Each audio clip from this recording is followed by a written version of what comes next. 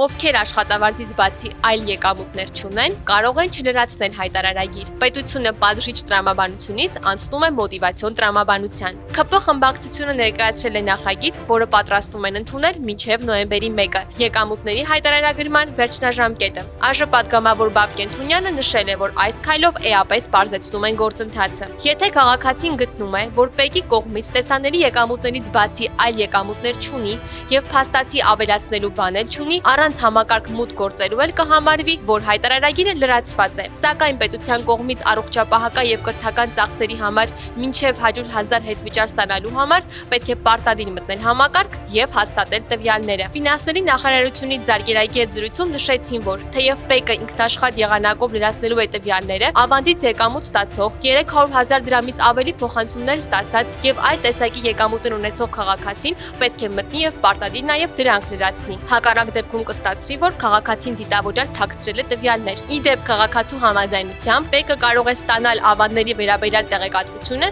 եւ դա էլ լրացնել։ Նշենք, որ հայտարարագիր չներկայացնողները սկզբում կնախազգուշացվեն, հետո կտուգանվեն 5,000 դրամ, հետո 10,000 դրամ։ Եկամուտների հայտարարագիր ներկայացնող 800,000-ից դրանք լրացրել է շուրջ 120,000-ը։